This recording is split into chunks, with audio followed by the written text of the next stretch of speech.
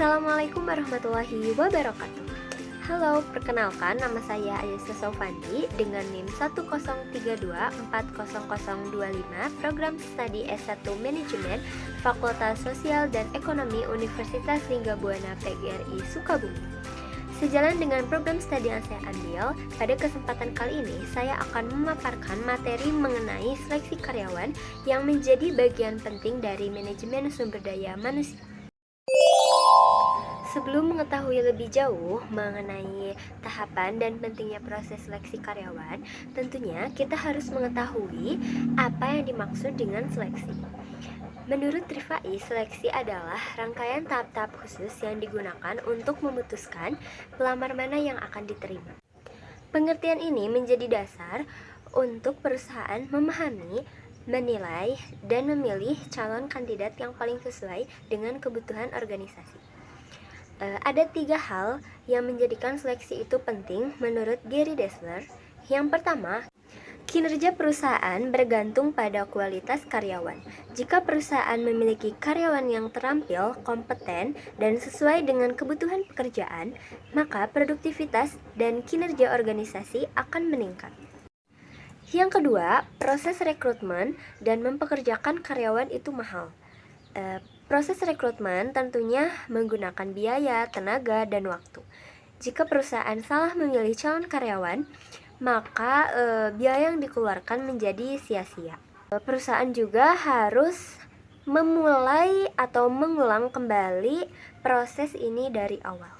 Yang ketiga, ada risiko hukum jika perusahaan mempekerjakan orang yang tidak kompeten atau bermasalah. Mempekerjakan karyawan yang tidak layak dapat menimbulkan masalah hukum, misalnya pelanggaran keselamatan kerja, tindakan merugikan perusahaan, atau konflik mengenai peraturan ketenagakerjaan. Selanjutnya ada tujuan dari proses seleksi. Yang pertama, menjamin perusahaan memiliki karyawan yang tepat untuk suatu jabatan atau pekerjaan.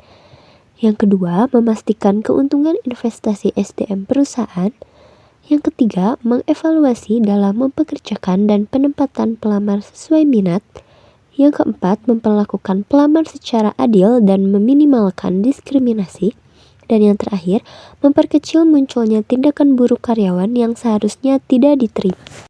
Dari kelima poin mengenai tujuan dari proses seleksi, kita dapat mengetahui bahwa tujuan dari seleksi itu memastikan perusahaan mendapatkan karyawan yang paling tepat dan sesuai, baik dari segi kemampuan, minat, maupun kepribadian, sehingga investasi SDM menjadi optimal, juga prosesnya berjalan adil tanpa adanya diskriminasi, serta meminimalkan risiko yang dapat merugikan organisasi.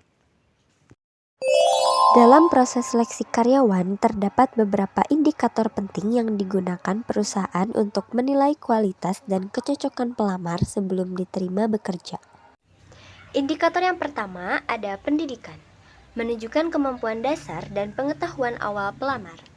Dengan latar belakang pendidikan, seseorang dianggap mampu untuk menduduki suatu jabatan tertentu. Indikator yang kedua ada pengalaman, menggambarkan kesiapan serta keterampilan yang telah dipraktikkan. Pelamar yang memiliki pengalaman biasanya adalah calon karyawan yang siap pakai. Indikator yang ketiga ada kesehatan, memastikan pelamar mampu bekerja dalam kondisi fisik maupun mental yang baik. Indikator yang keempat ada tes tertulis, menilai kemampuan verbal, logika, maupun pengetahuan teknis dan pengetahuan umum pelamar. Indikator yang terakhir ada wawancara, digunakan untuk menilai kecocokan pelamar dengan pekerjaan dan budaya organisasi. Sebelum seorang pelamar dapat diterima bekerja, ada beberapa proses seleksi yang harus dilalui. Setiap tahap ini membantu perusahaan menilai apakah pelamar cocok dengan posisi yang dibutuhkan. Yang pertama ada wawancara awal atau preliminary interview. Tahap awal untuk menyaring pelamar yang tidak memenuhi syarat dasar. Biasanya berupa wawancara singkat untuk melihat kelayakan awal seperti pendidikan, pengalaman, dan motivasi melamar. Yang kedua, ada pengujian seleksi atau selection test. Tes yang digunakan untuk menilai kemampuan pelamar seperti tes kemampuan umum, tes teknis, psikotes, tes kepribadian, atau tes kesehatan dasar. Tujuannya untuk menilai apakah pelamar memenuhi kompetensi yang dibutuhkan. Yang ketiga, wawancara ketenaga kerjaan atau employment interview. Wawancara lebih mendalam oleh manajer atau HR untuk menilai kecocokan pelamar dengan pekerjaan dan budaya perusahaan. Biasanya mencakup pertanyaan situasional, pengalaman kerja, dan sikap kerja. Yang keempat, ada pemeriksaan latar belakang dan referensi. Memverifikasi keaslian informasi yang diberikan pelamar, seperti riwayat pekerjaan, pendidikan, perilaku, hingga rekam jejak. Hal ini untuk memastikan kejujuran dan mencegah risiko mempekerjakan orang yang bermasalah. 5. Evaluasi medis. Pemeriksaan kesehatan untuk memastikan pelamar dalam kondisi fisik dan mental yang layak, sehingga dapat menjalankan pekerjaan secara optimal dan aman. 6. Ada keputusan penyeleksian atau selection decision. Tahap pengambilan keputusan akhir apakah pelamar diterima atau ditolak. Keputusan ini biasanya berdasarkan hasil dari wawancara, tes, dan juga pemeriksaan latar belakang. Dan yang terakhir ada surat pengangkatan atau appointment letter. Jika diterima, pelamar akan mendapatkan surat pengangkatan sebagai bukti resmi bahwa ia telah menjadi karyawan baru. Surat ini berisi jabatan, gaji, hak, kewajiban, dan tanggal mulai bekerja. Agar proses seleksi berjalan dengan efektif, ada beberapa faktor utama yang menjadi pertimbangan untuk menghasilkan kandidat terbaik. Yang ke-1, kondisi penawaran tenaga kerja. Jumlah pelamar yang memenuhi persyaratan atau qualified memudahkan sebuah perusahaan menghasilkan karyawan yang berkualitas. Yang kedua, ada faktor eksternal organisasi. Lingkungan di luar perusahaan seperti kondisi pasar, tenaga kerja, dan budaya masyarakat dapat mempengaruhi kelancaran proses seleksi. Yang ketiga, ada faktor etika. Seleksi harus berdasarkan keahlian dan profesionalisme. Jika dipengaruhi nepotisme, suap, atau hubungan personal, maka kualitas karyawan yang dipilih bisa tidak sesuai dengan harapan. Yang keempat, ada ketersediaan dana dan fasilitas.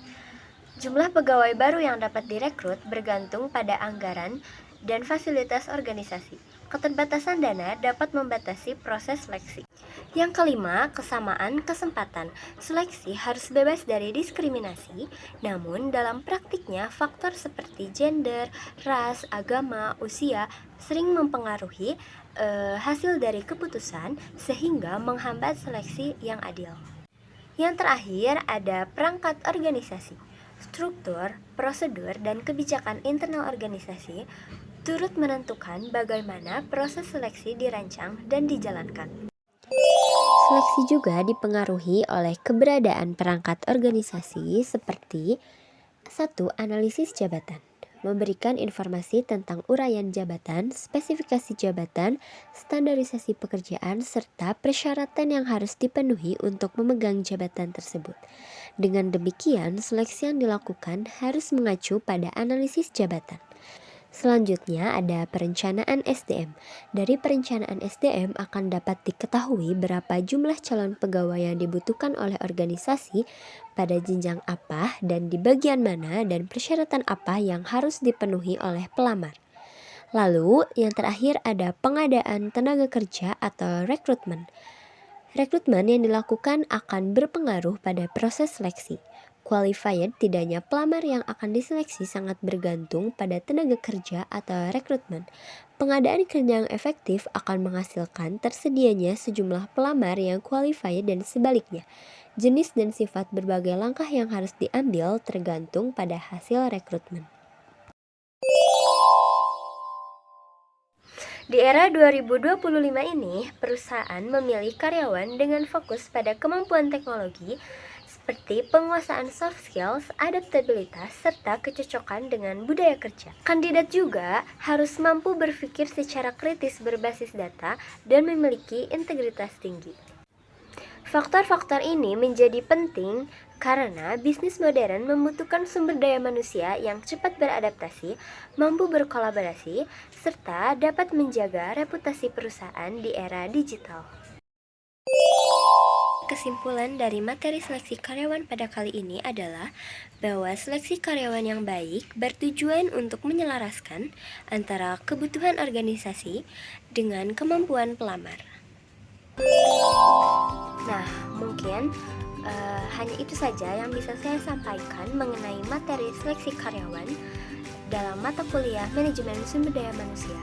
Semoga bermanfaat. Mohon maaf bila ada kesalahan atau kekeliruan dalam penyampaian. Saya Aisyah Sofandi, pamit undur diri. Wassalamualaikum warahmatullahi wabarakatuh.